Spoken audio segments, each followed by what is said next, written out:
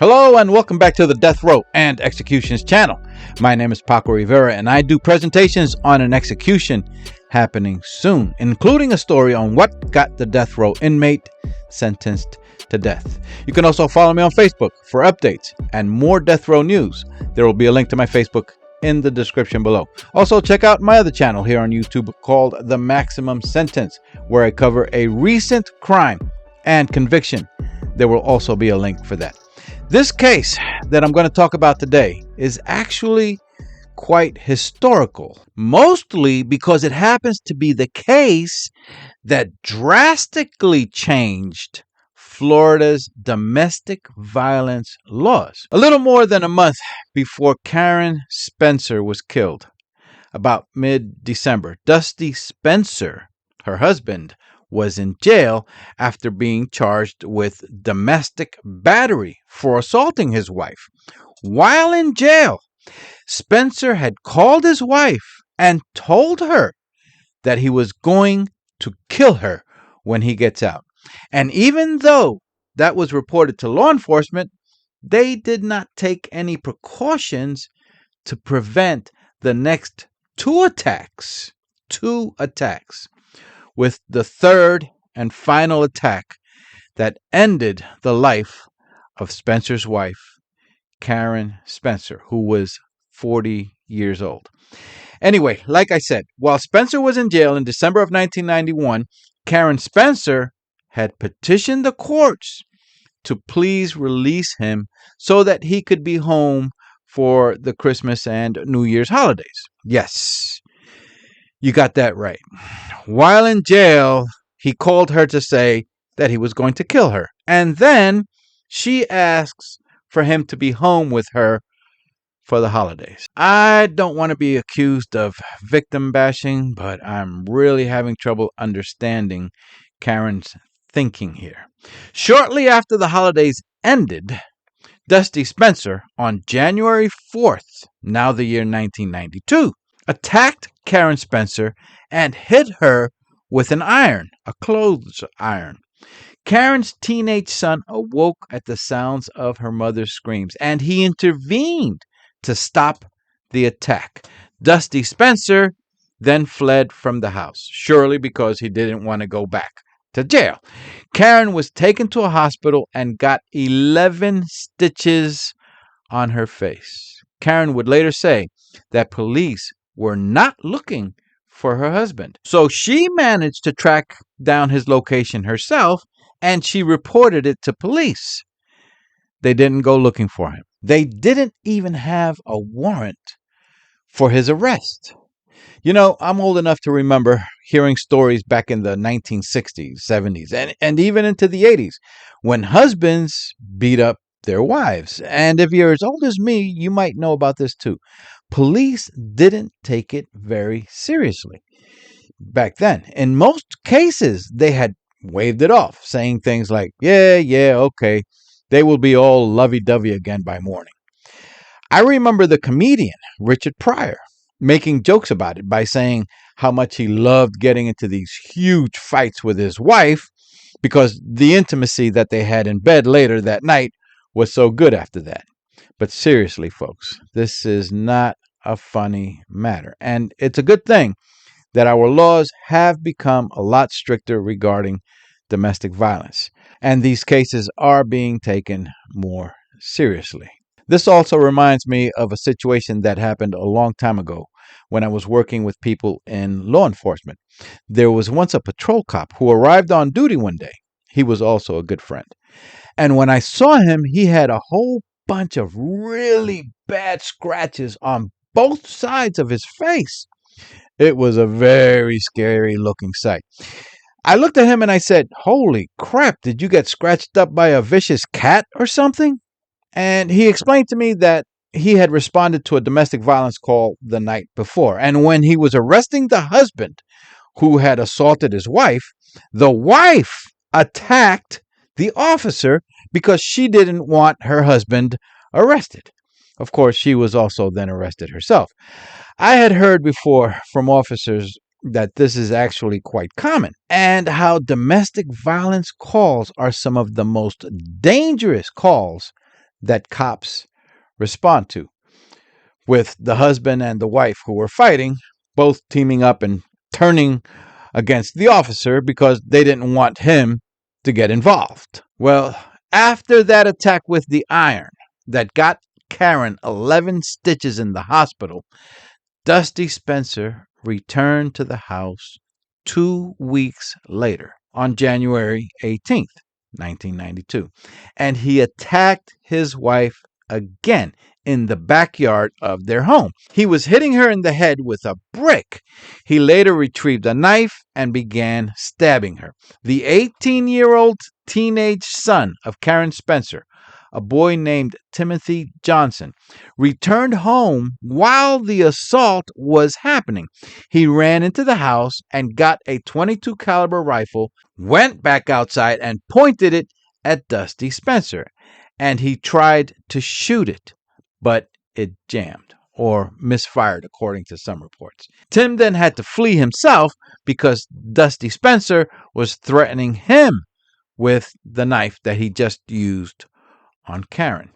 He ran to a neighbor's house and 911 was called. When police arrived, Karen Spencer was dead, and Dusty Spencer had fled once again. He drove to the city of Kissimmee in Florida, where Disney World is located.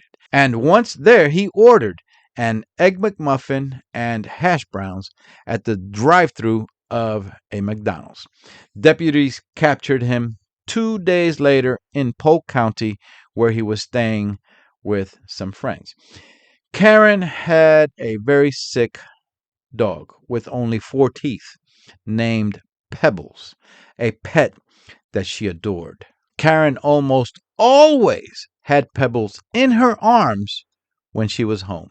When police arrived at the crime scene, Pebbles was now whining and crying with her chin and big fluffy white ears on Karen Spencer's bloody chest, where she had been stabbed multiple times. According to at least one report, things were really good with Dusty and Karen Spencer for a while. They met when Karen needed her ceilings painted, so Dusty Spencer gave her a price and she hired him. She then wanted her doors and trimming of the house painted. Shortly after that, they started dating, and according to him, they fell in love. They married in 1989. They had worked together building up their business called A Plus Painting. Karen actually had 3 sons from a prior marriage, but 2 of them were already grown and gone from the house by this time. Only the youngest, Tim, was still with her.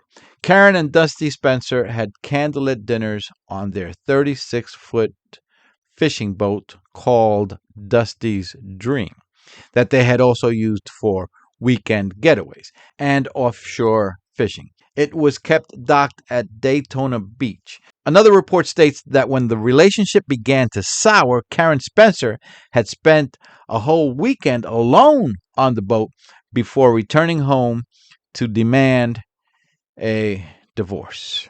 That's when the domestic assaults, the domestic violence got really bad. And unfortunately, at the time, police were doing very little about it because of the way laws regarding domestic violence were set at the time. And Karen ended up dead. So lawmakers in Florida had used this case to create new and tougher domestic violence laws. One of the biggest changes was that police no longer needed a witness to a domestic violence assault in order to make an arrest. Before that, the laws were that the assault had to be witnessed by someone.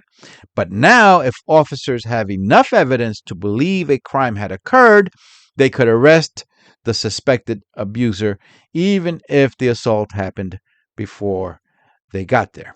Florida lawmakers also made it mandatory for police to take stronger action in domestic violence cases instead of treating them as a private family matter. Officers were expected to make arrests when there was evidence to support it, regardless of whether the victim wanted to press charges or not. I know the problem with that is something that unfortunately happens too often. When a court hearing is finally set, and the victim refuses to testify. She changes her mind, and the abuser is typically released from custody after that. And tragically, this often leads to the victim later being killed. Another change in the laws required police to give victims information about shelters, counseling services, medical care, and explain thoroughly their legal rights. The state also strengthened the enforcement of restraining orders and other court protections designed to keep abusers away from their victims. Once again, I know that doesn't always prevent a murder because some very violent abusers will ignore the restraining order, but it has helped in some cases. The case of Dusty Ray Spencer also led to more training for law enforcement officers and a greater focus on domestic violence in the state of Florida. The goal was to make sure that warning signs were taken seriously and that victims received help before violence could escalate. Dusty Spencer was sentenced to death on December 21st, 1992. And he was resentenced to death following a resentencing hearing on January 18th, 1995. According to Karen's mom, Marie Morris, Karen was her only child growing up in Burlington, North Carolina. Marie says that a friend taught Karen how to groom her black poodle, and Karen got so good at it that she was in the pet grooming business all throughout high school and even for a while after she first got married. According to friends, neighbors, and family, Karen was a very smart woman, very successful, and she had raised 3 children on her own after a divorce without any financial help. Karen's body was transported back to her old hometown of Burlington, North Carolina, and she was buried there. And as you can see, her married name of Spencer was removed. A good decision, if you ask me. Please go ahead and hit the subscribe button for more of these death row and upcoming execution stories so that you're alerted when the next one comes out. You can also follow me on Facebook for updates and more. There will be a link to my Facebook in the description below. My name is Paco Rivera. Thank you for watching. Take care and bye for now.